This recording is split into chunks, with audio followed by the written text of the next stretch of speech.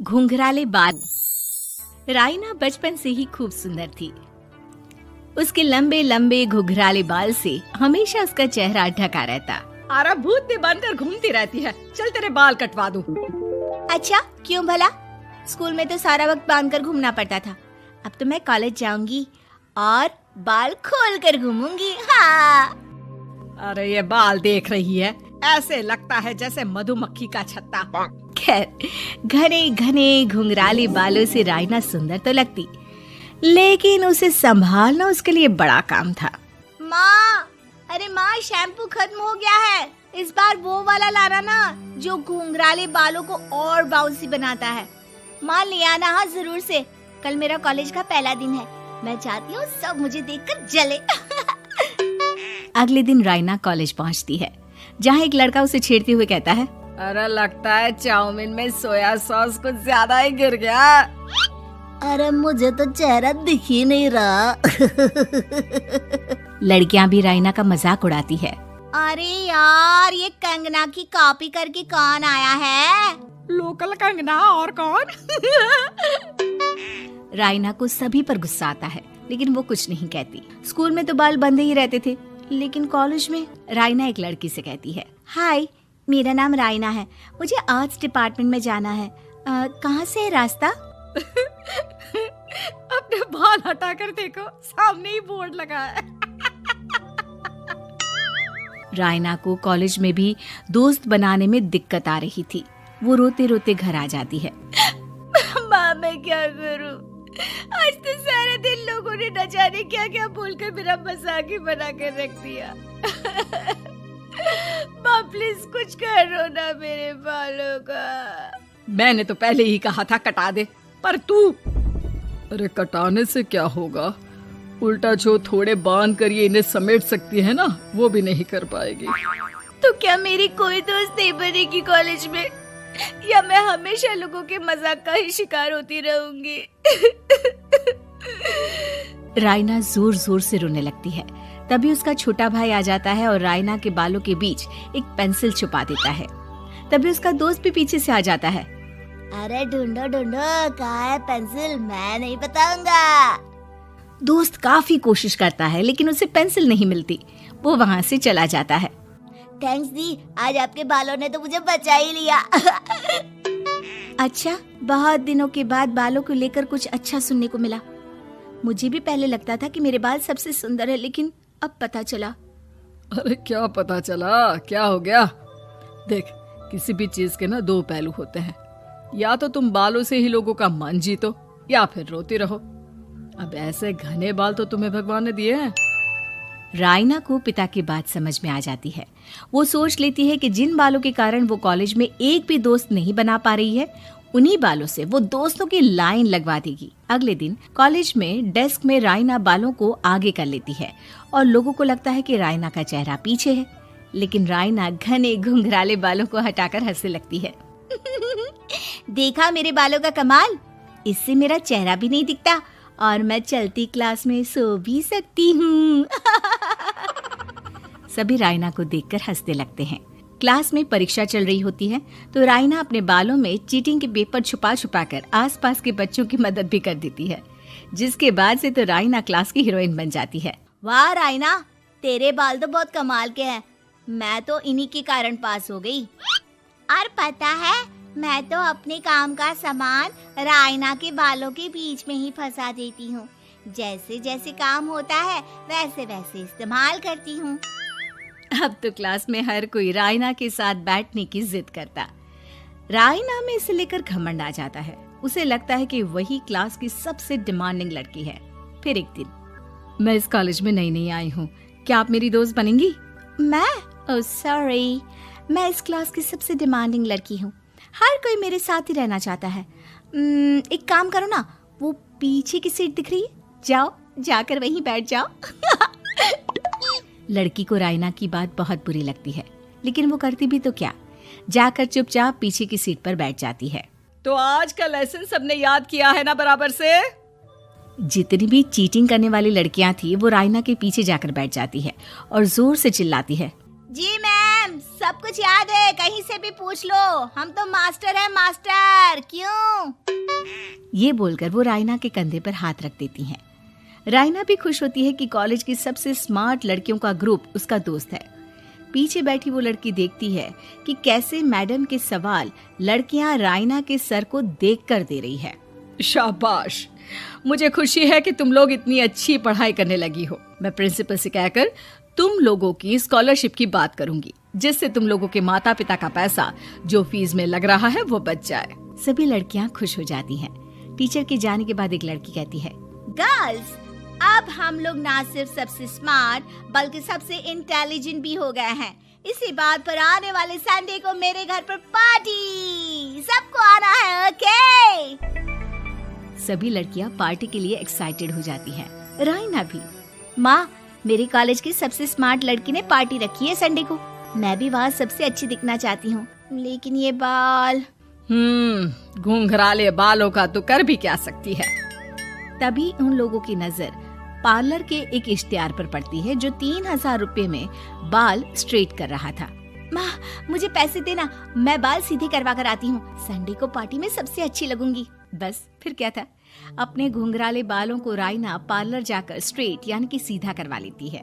और फिर पार्टी वाले दिन, हाय गर्ल्स, कैसी लग रही हूँ मैं?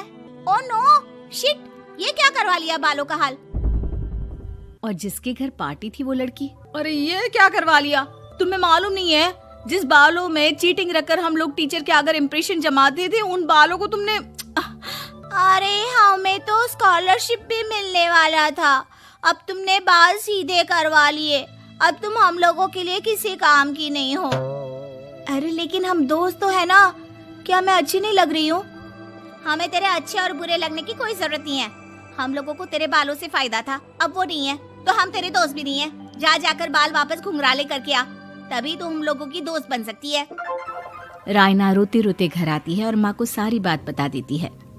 माँ, ला पैसे दे, मैं बाजार जाकर बाल ठीक करा के आती हूँ।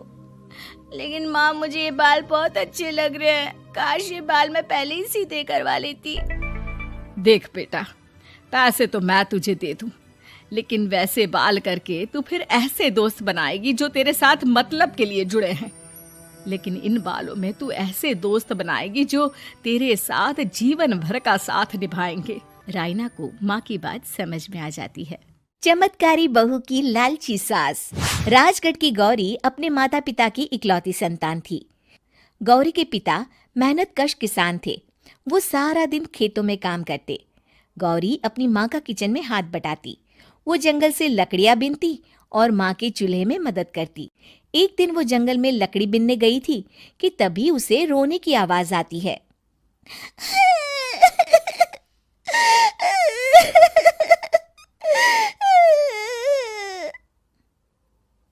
अरे, यहाँ कौन रो रहा है? इस जंगल में भला किसी के रोने की आवाज? जरूर कोई जंगल में फंस गया होगा।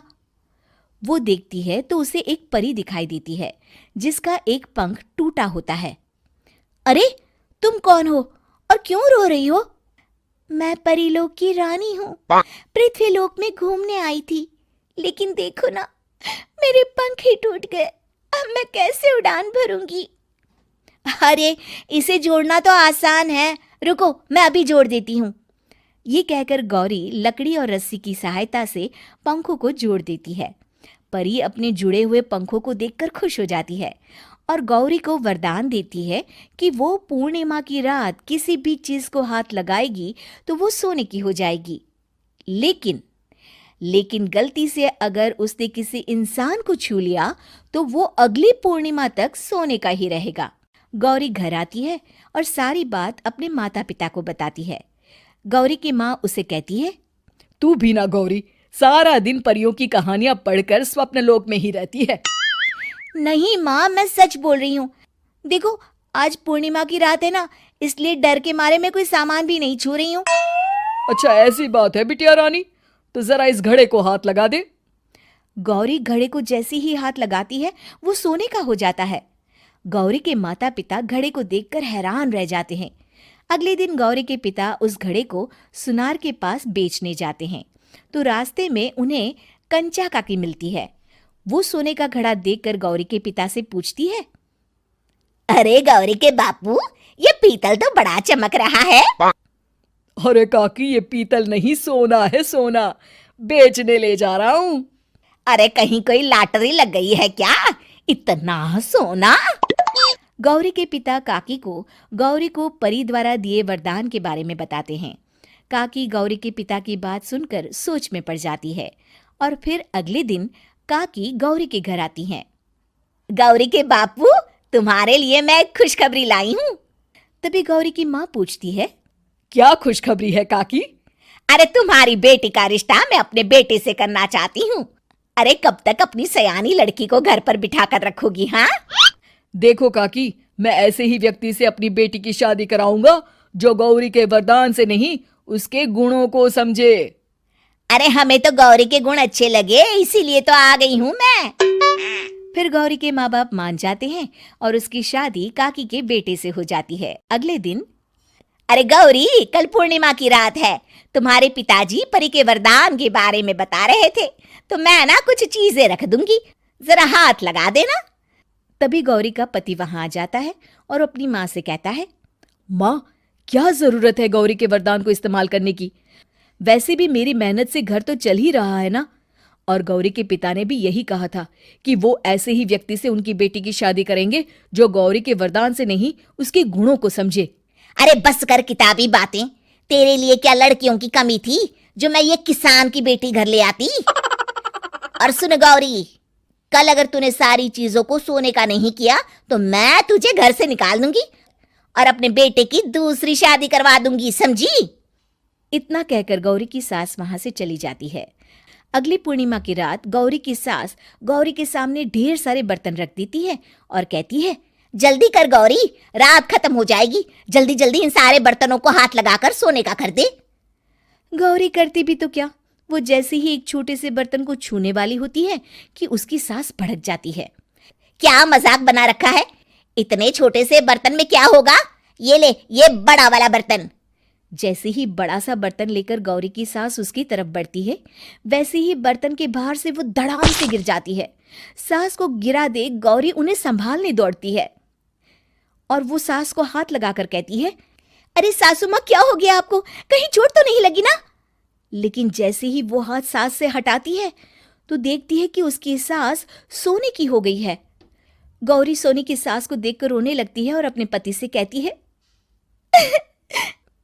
मुझे परी ने कहा था कि अगर मैं किसी इंसान को हाथ लगाती हूँ तो वो अगली पूर्णिमा तक सोने का ही रहेगा। अब मैं क्या करूँ?